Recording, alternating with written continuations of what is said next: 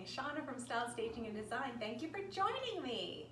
So we are in it now. Spring is my favorite.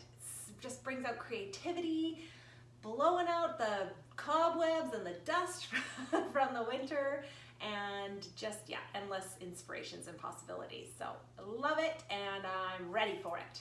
So I wanted to just share some of the DIY things that I've done in the past little while to transform things I either had around the house or things that I got from very inexpensive things from the dollar store and stores like that around town, and how I transform them to kind of blend together so that it's well meshed instead of having, you know, a little bit of primary colors, a little bit of pastels, and kind of the busyness that can create for the eye and the mind.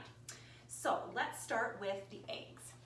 So this little grouping here, as you can see, it's just a plain old bowl that happens to be my decor colors, and then I went really, really neutral. So these caught my eye in the dollar store. They came in a pack of 6, and I believe they were all primary colors. But if you look closely, I don't know if you can see that or not, they're kind of geometric shaped. They're kind of diamonds and there's some texture to them. So that's really what drew me to these, was the texture to them. And I knew I wanted neutral, so how can you create some kind of interest with something neutral is to have the texture. So basically these will never be open. I didn't put anything inside them because if a child ever came to my house and picked one up and rattled them, they'd definitely be broken into. Who can resist, right? So nothing inside them, I just simply painted them. I started with white chalk paint. Did not like the look of them. They were a little too stark white and I wanted a little bit more aged, pearly kind of cream. So I went over it in cream, and then I don't know if you can tell, but 3 of them I left just cream, and I couldn't really see the texture so much. So what I did was I tried the dry brush experience, I want to say. A method, I think, is the real word for it. And so basically what I did was just take a dry brush and kind of a caramely brown color, a little bit of paint, and I just dabbed the brush in the paint and then wiped off as much as I could on a piece of paper, and then just literally dry brush the rest off until it was all gone. And so if you can see, these ones, you can see the texture a lot better in them, just because everything that's elevated, the texture that's elevated, picks up on that color. So it's very, very subtle, but gives them a kind of antique-y look that I'm really going for, hence why it's on the top. So then to create a set, as I've talked about in many of my videos, a collection or a set is basically just being mindful about using the same things on different items in the set. So you can see there's 2 of each. These ones are just some jute that I found in my scraps. And this one is, I've talked about this one from the dollar store before. It's a pearl, kind of like a ribbony pearl, but I cut them apart to make smaller things and use them for this type of craft. So I just hot glued those around the edges, and then this one has a little bit of lace around it. And just like that, you've got yourself a really neutral set. So I was super happy with the outcome of those, and I mean, super fast. I did it in an afternoon, and voila, it was done. Okay, so let's talk about one of my other favorites that I brought out in the fall. One of my, the pumpkin crochet hoop videos. I was really happy with how those turned out too, so check out my YouTube video for those as well, and please like and subscribe. We are looking for more subscribers, so that would really help us to keep these videos coming. So this is a dollar store item. It's, I don't know, it could be a table runner. It's kind of like a burlap-y feel to it, so it's a little bit stiff. One side only printed, but very, very versatile. So like I said, I use this in the fall for crafts, hence why it's already been cut. It's about $4 a roll at the dollar store, or Dollarama for sure. And I do see this pretty year round. They do have other patterns as well, but I really like this one because it's, you know, not specific to any one theme. So I'm going to show you a few different things I did with this material, and just kind of made it my own, but helping to, well, you can see right here, I made one already, and really just simply cutting items out of the material and using those around your house then marries the items and makes a collection as well. Okay, so one of the items I want to start with is one you see a lot in the dollar stores, is the, I don't even know what you call this, branchy, kind of rattan branches maybe. And originally, I do have a before and after on my Instagram page of this one. Originally, he had a lot of really, really bright yellow bits and eggs and ribbons and things. Oh, sorry, stuff is flying around. But it was too bright for my space. Like I mentioned, I don't want the primary colors in here. I really like the neutrals, and my colors are more of these softer, like coral and teal in my space. So I thought this was a really easy way. As you can see the back here, I simply just traced it out onto the material, cut it out, hot glued it on. This one was, the head was on one piece, the bottom was one piece, and then I just took some ribbons that I had and tied them around. I don't even think I glued those on actually. And a few of the little flowers from a ribbon string that I bought, and I've just cut up the flowers for embellishments like this. So another super easy one, and again, matches other things that you're doing with this same fabric. So very easy to pull around your space and look very unified. All right, so I could just go on and on about DIY, as you know. But I want to also keep you and retain you and make sure that you're getting quality information as well. So one of the big DIY things from most dollar stores that you'll see in a lot of DIY videos, and online crafters use these a lot, are the canvases. So they're very inexpensive.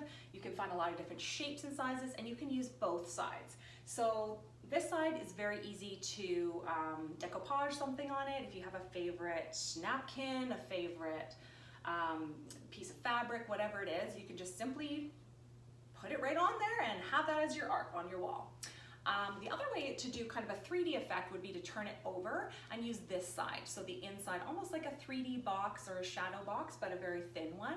And that is what I did here. As you can see, on this one, I took the fabric and just cut it out. So very, very easy to do. And I'm going to show you a few examples of the different silhouettes that I did that with. So, I mean, if you are an amazing artist and you're good at visualizing something and recreating it with your hands, awesome. Draw out a silhouette, make it your own, and cut out whatever fabric or material that works for you in that shape. For me, I'm a bit of a perfectionist. I want it to look just so like close to store-bought. And so what I do is Google image. I go Google image, I did bunny silhouette, and oh my gosh, the hardest part was narrowing it down, right? So I found 3 favorites that I loved. I printed them all out in the sizes that I wanted with these types of things in mind, and then I just got cutting. So I cut out a bunch of silhouettes. I'll show you a few different other ones, just so you can see some options and variation. And it's just so fun to play around with it. Whoops, okay. So what do we have here? We've got that shape. I want to show you the similar one that I did here. So this is the original cutout. As you can see, cardboard, and surprise, it's the back of a Rice Krispies box. Because, you know, I like cereal.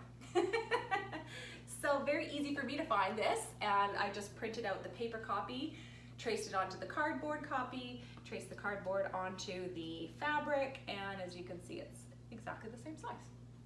So while I was at it, I also, from the dollar store, this was about a year ago, found some really cool squares of like AstroTurf, fake grass. So, you know, the crafter in me was like, oh, that is amazing texture. I need that texture for, I don't know, but I need it. You don't always know when you're a crafter. You just like know it's a super cool texture and material, and you might not find it again. So you buy it up without a thought. So this grass is what kind of came as a result of it. It's got a bit of a backing, so it's kind of sticky, which is great. You can stick it to different things, and let me show you one here. You could even just trial it, right? I could just stick it right on here, and I could trial, oh yeah, that's kind of cute. What else could I do there?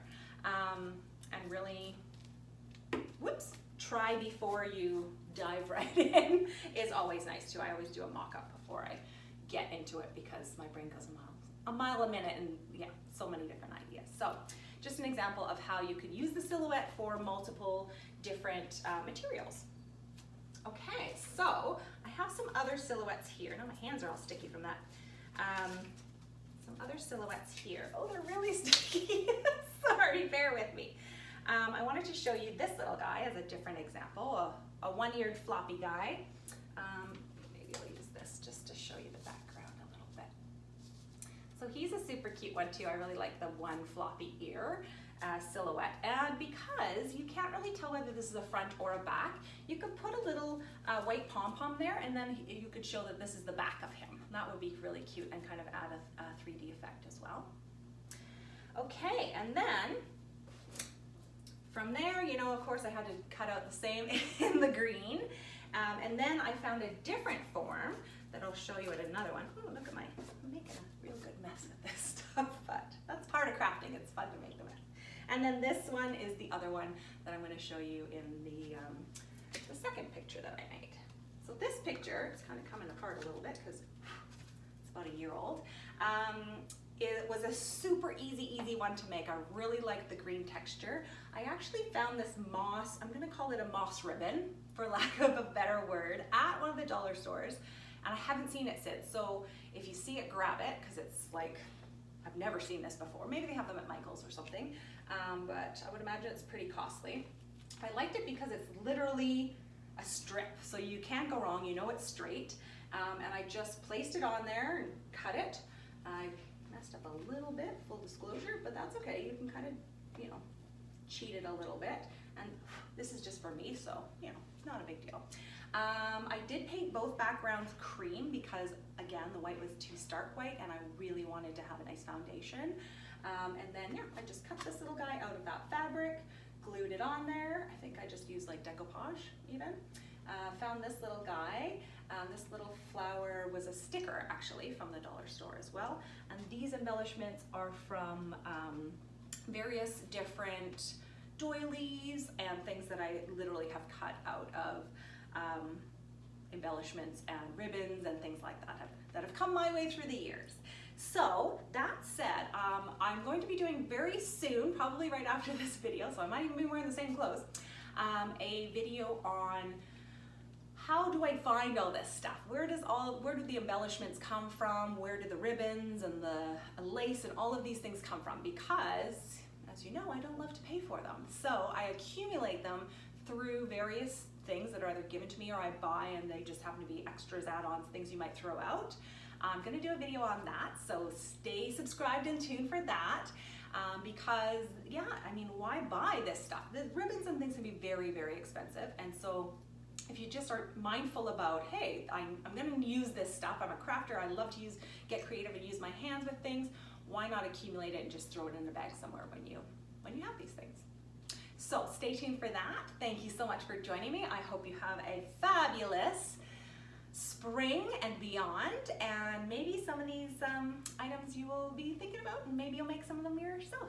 If you do, please send me a snippet or make a comment and share your successes and your failures, because it's all part of the process. And have fun doing it. Thank you so much for joining me. I'm Shauna from Style Stitching and Design. Have a great day. Bye for now.